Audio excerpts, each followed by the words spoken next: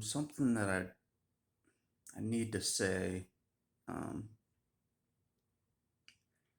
uh, I did love I did love my father. Like I loved The Mask, but that's it. Even though it wasn't real and it's hard for my brain uh, to admit that The Mask is not real. Um, it's a big mind screw for anybody. But I did learn to love the false character. Um, like I really felt love. I, I think I was the only one that could feel love in the whole family, really. But I loved the false character that he was pretending to be, if that makes sense. And um, that's the hardest part is like when you love the false character of like one of your parents. Um, you have to really try really hard to get it into your mind that that is not a real person. Um, that you've seen the real self, you've seen what they are all about, underneath. But that false character, you really wanted to believe that that was them. You you cared about them. You talked to it like it was really them, you know. Um, and like a part of me loved my mother's false character too, you know. Um, that's the hardest thing is like you really felt love for your parents' false characters.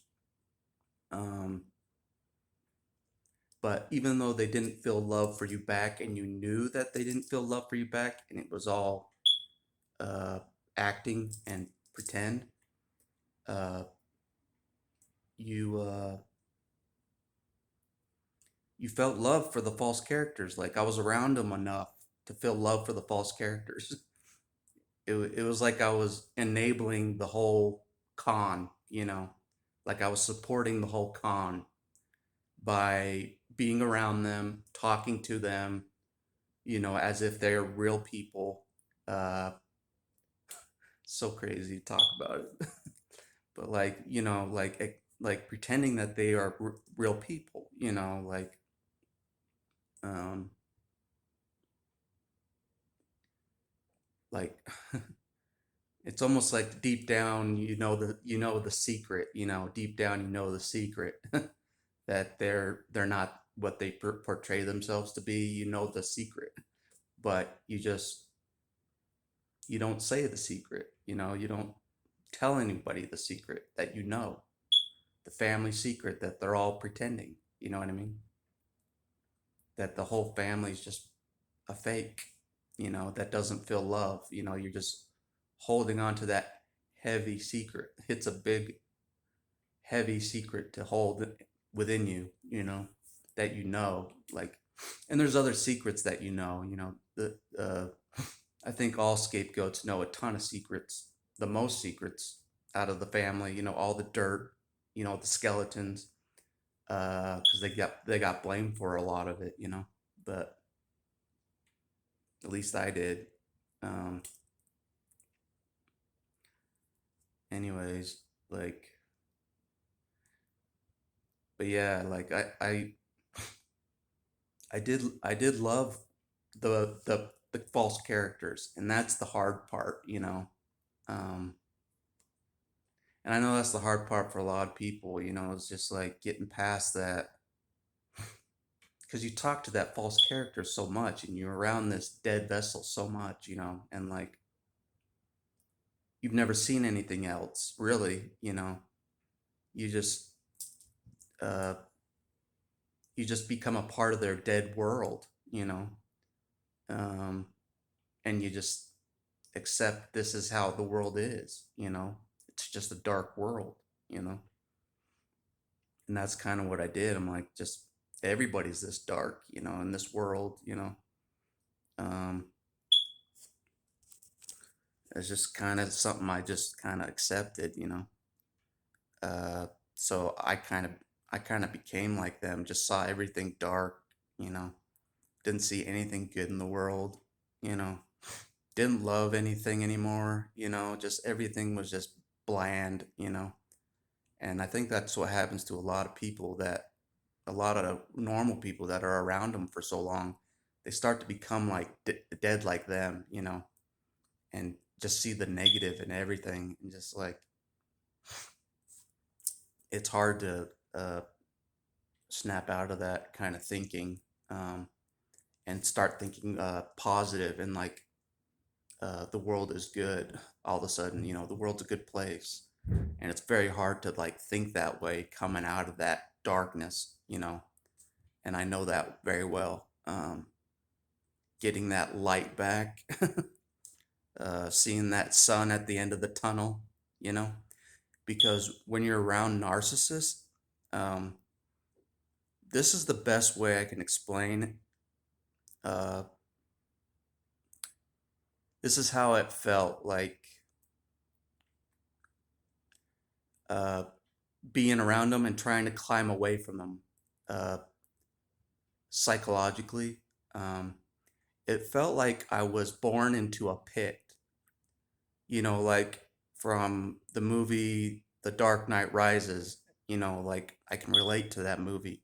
You're like born into this pit, and you see this light at the top of the pit, and you have this hope to get out, but eventually you just accept that you can never get out, but you see that light, so it creates that despair, that Bane in the movie's talking about. There is no despair without that light of hope, you know, that you can't reach, and that's what it's like. You're in this pit, and it's just like it's so high up, this pit to get out of. And it's just like eventually you just start to despair. And that's the best way I can put it, is despair. Um, is a major thing I can describe around it, is despair, trying to someday get out of this pit that you were born into, this narcissist pit, uh, that you were born into, that just created the despair. They show you this fake light, and that's the best way I can describe the experience in a nutshell. Like the environment, the barrier environment, you're locked in this false world, um, this pit, psychological pit, not just a physical pit, um, but they create the psychological pit for it, when you're around it a lot. They Even when you escape, you still feel like, even when you physically escape, you still feel like you're in that psychological pit, and you're still climbing out of it. Even though you're physically away, you still climbing psychologically. That's the best way I can describe it. That's how it felt for me. It's just like I kept, climbing psychologically to get out of this pit that they put me in. It felt like they put me in a mental pit, literally. Uh, so, um, anyways, that's the best way I can describe it, and that's kind of why I can relate to the like characters in movies, like the Bane character, like, because I have pain issues my whole life, well, most of my life, dealing with pain, and he's dealing with pain. He was in a pit, I was in a pit. He got out of the pit, I got out of the pit. Uh, you know what I mean? At least so far, I'm out of the pit. So, uh, so far so good. You know. Um, but discovering who you are for the first time, pretty much out of the pit, is kind of hard, but not not impossible. But anyways, it's a hard kind of transition when you never thought you would get out of the pit in the first place. Like I never thought I'd get out of the pit that I was born into, like, ever. Escape was never the plan.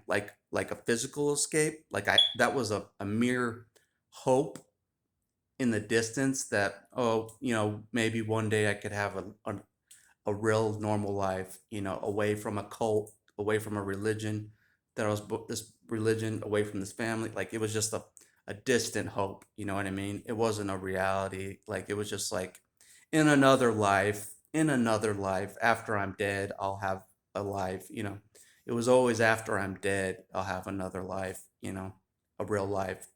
In the afterlife, I'll have a real life. Because I didn't think I could escape. I was so beat down, I was so weakened, uh, that I thought it was just going to end in death. I really thought it was just going to end in death. There was no escape. I had no escape plan. You know what I mean? Like a physical escape plan. There was nothing. I tried. You know, death was the only plan. It really was. I thought death was the only way out. But uh, you know, little did I know that there may have been another way. There could have been a way to escape, maybe back then. I don't know. Like it's hard to imagine a kid escaping this kind of thing. Uh, Figuring out how to escape it. As a kid, you're totally controlled. And the parents are intentionally controlling you, intentionally, full time, 24/7 controlling you. You know what I mean? Like it's no joke. Like you're controlled on every level. You are their object, and they disguise it as love. You know what I mean? They disguise control as love. Oh, I was so worried about you. Oh, I was about to call the police to wonder where you were. Like you're some um, like you ran away from home even though you're an adult. You know what I mean? Like they'll act that way. Like they own you. It's that kind of mentality they put in you. Like you're their property, you're their slave, and you're not to leave ever until they die. You're not to ever leave.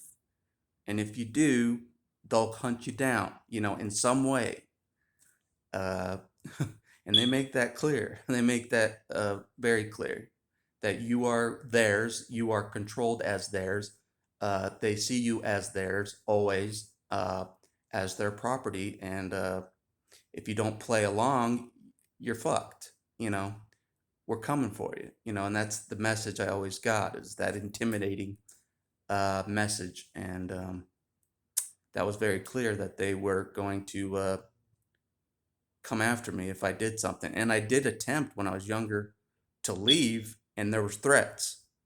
Uh, when I was, I think, 18, I attempted to leave the cult, and there were threats. When I would try to leave the cult back then, the religion, there were threats. And so, like, that's why I left later in life, is because I was stronger and I was more. It was more. Uh, my actual health was in jeopardy. My health was in jeopardy if I didn't leave the cult, the religion. My life was in jeopardy if I didn't leave. That's how bad uh, my condition got. It's just my health took precedence. I'm like, I can't do this anymore. You know what I mean? I can't play along with this anymore, or I'm gonna die if I don't resign or do something to leave the cult. I'm gonna die. And I knew that, even though I was like barely alive and compre uh, comprehensive. You know what I mean? Like I was barely there. I'm like, if I don't detach from this cult, at the very least, I'm gonna die. And and now I see that if I don't detach from my family completely, I'm gonna die. It was like both of them were interconnected. You know what I mean? Uh, I had to leave both. Permanently. Um, or I knew my health was just gonna be, I might as well have been dead. Like That's how much uh, damage I took and how much controlled I was. Uh, but yeah, it was a it was a pure hostage situation. It was a pure hostage of a child. It was a hostage situation for sure. Disguised as loving parents. It was disguised as love, disguised as, oh, we're loving the mentally ill son. We're loving the can't be cured son. You know, and they convinced me that there was no cure for me. They convinced me of that. They did because it was so constant. You know what I mean? If it's constant enough, you start to believe it. Like, okay, maybe they're right. Maybe I am uh, maybe I am too crazy to not be uh, under their control. Maybe I do need to be under their control, because uh, I'm too mentally ill for this world, on the outside, uh, pretty much is what I thought. I'm like, maybe I'm too dangerous for this world, maybe I am the most dangerous man alive. Like they made me feel like the most Uh, they did make me feel like I was the most dangerous person on the planet, the most evil person on the planet. Um, they convinced me of this, you know what I mean? Like, just because I wanted to get out, that's it. I just wanted to get out of not just the religion situation, but the family situation, because it was not a good situation for me. And I knew it wasn't a good situation for me. I knew it wasn't healthy for me, but it didn't matter what I said or did. Like, uh, it didn't seem like there was an option to get away, and if I did get away, I didn't know how long I would last, because they weakened me so much and they didn't teach me any life skills on purpose.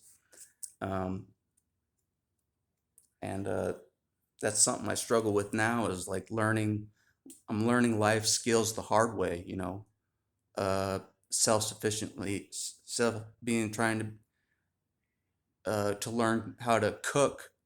you know, one thing that I'm trying to learn how to do that I was never taught, just learning how to cook, just a small thing, just these responsibilities that no one ever taught me, like how to budget money, how to do this, how to do that, but it was all intentional to not teach me anything. And I think a lot of scapegoats were not taught a lot of things on purpose. They were just uh, projected on and just took all the narcissist bullshit. You know what I mean? We were just their punching bag, basically. That was just our only role. That was all we were good for, was just taking damage. We weren't good enough to live our own lives. We weren't good enough to for the parents to say you're on your own. There was no encouragement to leave, because they need that punching bag. You know what I mean? For forever. You know, and that's what the scapegoat is pretty much the family punching bag. um, and they make that very clear, that you are that role, um, and so anyways, uh, the real selves make that very clear behind closed doors. The real selves make that very clear that you're nothing. We can intimidate you whenever we want, and don't think that we can't. And that's the message. It's just like behind closed doors they make that clear that we can treat you however we want, and no one's going to do anything about it, and you're just going to take it, because no one gives a damn about you. And we're just going to pretend 24/7 on the flip side to everybody else that we're the perfect loving parents that are trying to help this kid, but behind closed doors there's the switch, and then they're targeting you, and they're intimidating you full force, uh, and they make that very clear that you are nothing, and you are to be intimidated and shoved, and you know all all sorts of things, smash plates over your head, all sorts of things, uh, you're nothing. And they make that clear that you're nothing, and that's all you are, is nothing. And so that's what, that's what they trained me. It was that I was nothing.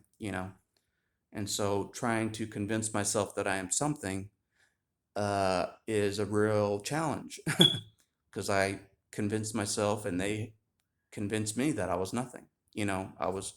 I had no, no likes, no, I was not to do anything that I wanted to do.